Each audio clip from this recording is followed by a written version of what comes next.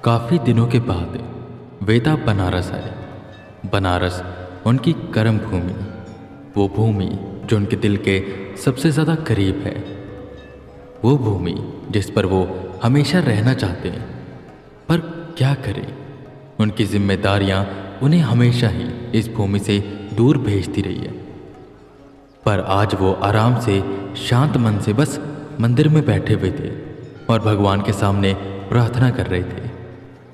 बड़े दिनों बाद वो अपने पंडित की वेशभूषा में आए थे और उन्हें सुकून महसूस हो रहा था।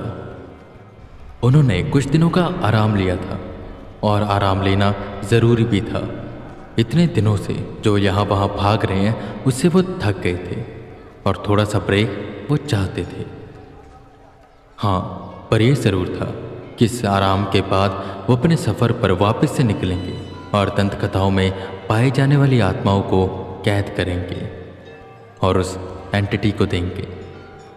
फिलहाल बाकी चीज़ों को दिमाग से निकाल वो बैठे हुए थे, भागते आते माथा टेकते और चले जाते, कुछ आते वेदा से बातें करते, अपने दुख तकलीफें उन्हें बताते, तो कुछ आते वेदा का हाल चाल पूछते।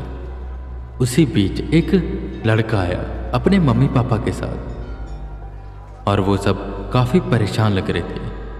वो भगवान के सामने बैठकर प्रार्थना करने लगे और प्रार्थना करते करते उस बच्चे की माँ रोने लग गई। वो काफ़ी तकलीफ में थे। वेदा उनके पास गए। वह एक काफ़ी सामान्य परिवार था।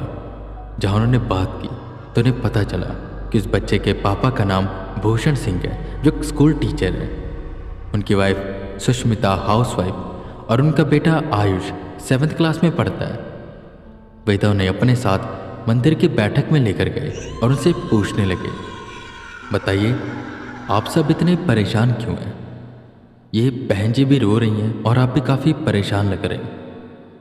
वेदा ने भूषण सिंह से पूछा, जिस पर भूषण चिंतित होते हुए कहते हैं, क्या बताऊं मैं आपको पंडित जी, बहुत दुविधा में है हम सब। ये हमारा बेटा है आयुष, पिछले 1 महीने से ये अजीब बर्ताव कर रहा है। डॉक्टर्स को दिखाया, पंडितों को दिखाया और यहाँ तक कि बाबाओं को भी दिखाया, पर सबने कहा कि इसे कुछ भी नहीं हुआ है। आप खुद ही देखिए, चुपचाप सा रहता है, बहुत कम बोलता है, पर जैसे रात होगी तो चिल्लाने लगेगा, अजीब तरीके से बर्ताव करने लगेगा। कई बार रात को सोते सोते बोलता है कि वो मुझे मार देगा, मुझे बचाओ, और काफ़ी डरा डरा रहता है। पढ़ाई लिखाई में इतना तेज था और स्पोर्ट्स में भी काफ़ी अच्छा था, पर अब पता नहीं क्या हो गया, ना पढ़ता है ना खेलता है, बस चुपचाप डरा सहमा बैठा रहता है। वेदा ने आयुष की तरफ देखा तो सच में वो काफ़ी डरा और सहमा लग रहा था। वेदा उसके माथे पर हाथ फेरते हैं और पूछते हैं, बेटा आयुष, क्या हुआ, तुम ठीक तो हो ना?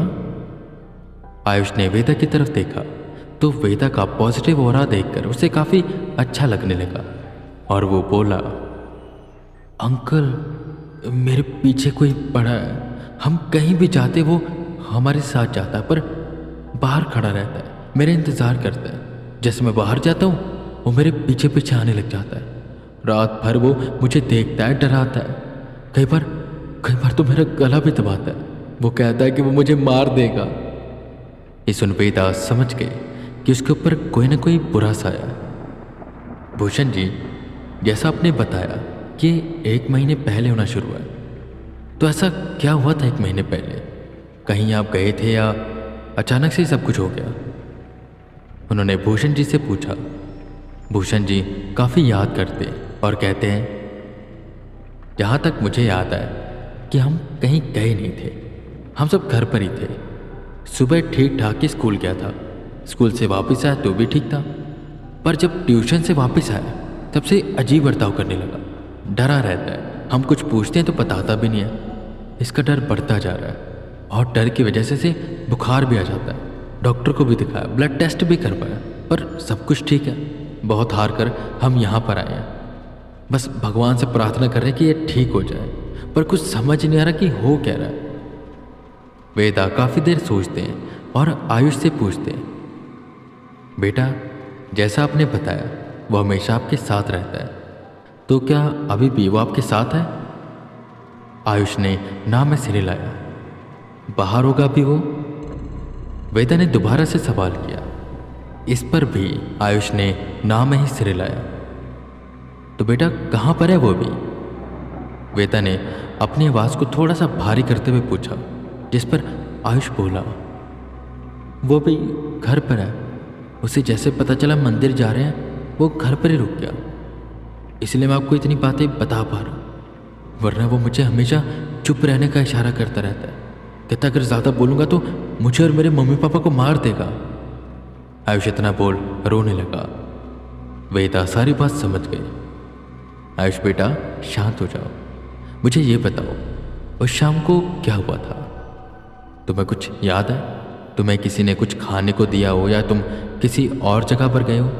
देखो बेटा सब सच सच बताना, तभी हम तुम्हारी मदद कर पाएंगे।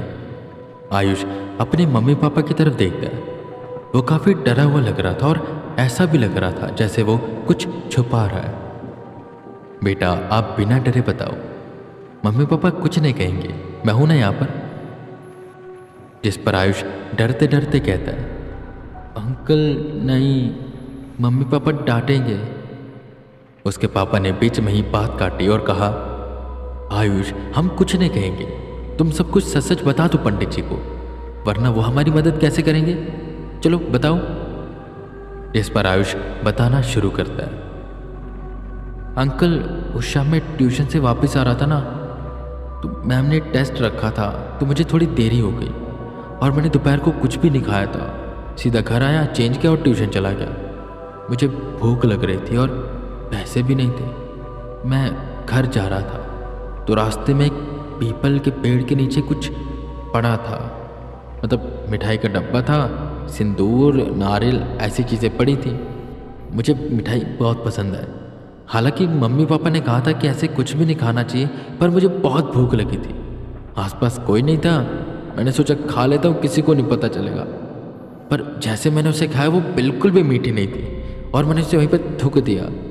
और उसके बाद मुझे किसी के कदमों की आवाज़ सुनाई दी। मैं वहाँ से उठकर भागा, पर वो कदम मेरे पीछे करने लगे। मैंने पीछे मुड़कर देखा, वहाँ पर बहुत लंबा आदमी खड़ा था और मुझे घूर कर देख रहा था, मेरा पीछा कर रहा था। जैसे मैं घर में पहुंचा तो वो घर पर भी आ गया और उसने मुझे चुप रहने को कहा और कहा कि अगर मैं कुछ बोलूँगा तो मुझे मार देगा। अंकल वो बहुत खतरनाक है। वेदा सारी बात समझ गई। किसी बीच आयुष के पापा उसे डांटने लगे। आयुष कितनी बार मैंने तुझे कहा है कि जादू टोने की चीज़ों से दूर रहा कर, और तूने तो खा लिया। तू नालायक, मेरी बात सुनता ही नहीं है। वेदा ने बीच में ही उन्हें रोका। रुके, क्या कर रहे हैं आप? ये उसे डांट क्यों रहे हैं? बच्चा है अभी वो। अगर आप उसे डांटेंगे तो डर की वजह से वो कभी सच बता ही नहीं पाएगा, और वो बता ही नहीं रहा था इसलिए क्योंकि डर था कि आप डांटोगे। देखिए बच्चा है, गलती करेगा, पर अगर आप उसे डांटेंगे तो आपको सच नहीं बताएगा और अपनी गलतियां छुपाएगा, जो कि ठीक बात नहीं है। आप इससे दोस्तों की तरह बात करिए। अगर गलती करे तो इसे समझाइए कि ऐसा ना करे, पर डांटना गलत बात। कोई बात नहीं आयुष बेटा, मैं हूं ना। मैं उन अंकल को जो तुम्हें तंग करते हैं उन्हें दूर भगा दूंगा, पर तुम मुझे प्रॉमिस करो कि आगे से ऐसा कुछ भी नहीं करोगे और जादू टोने से बिल्कुल दूर रहोगे। और अगर कभी ऐसा हो भी जाए तो सबसे पहले अपने मम्मी पापा को बताओगे, ठीक है? जिस पर आयुष सिसके लेते हुए हामी भरता है। वेदा अंदर गए और कुछ सामान लेकर बाहर आए। पहले उन्होंने कलावा निकाला जिसमें कुछ मंत्र पढ़कर उसे फूंका और हनुमान चालीसा पढ़ते हुए आयुष के हाथ में बांधने लगे। उसके बाद गंगा जल उसके ऊपर छिड़का। लुभांग और कपूर देते हुए भूषण जी को उन्होंने उनकी वाइफ से कहा, बहन जी इसका धुआं पूरे घर में करिएगा, गंगा जल छिड़किएगा, और अगर फिर भी कुछ ठीक नहीं होता तो पंचमुखी हनुमान जी की पूजा करवा के उन्हें अपने द्वार के पास विराजमान करवा दीजिए। वैसे तो इतने में सब कुछ हो जाना चाहिए, और आप चिंता मत कीजिए, कोई छोटी मोटी आत्मा होगी जो पीछे पड़ गई होगी, हो जाएगा ठीक सब कुछ। वेदा ने समझाकर सब चीज़ें देकर उन्हें वहाँ से विदा किया और ये सोचने लगे कि अब वो आयुष को परेशान नहीं करेगा। पर जैसे वो मंदिर से बाहर निकले और वेदा उनके पीछे पीछे गए तो वेदा ने उनको जाते हुए देखा तो आयुष के मम्मी पापा के कंधे पर 2 बच्चियां बैठी हुई थी, जो वेदा की तरफ देखकर हाथ हिलाते हुए उन्हें बाय कर रही थी। वेता बिल्कुल हैरान हो गई और सोचने लगे कि ये कौन है और ये वेता को क्यों नहीं दिखी थी अब तक, या शायद ये भी बाहर ही रुक कर इंतज़ार कर रही थी।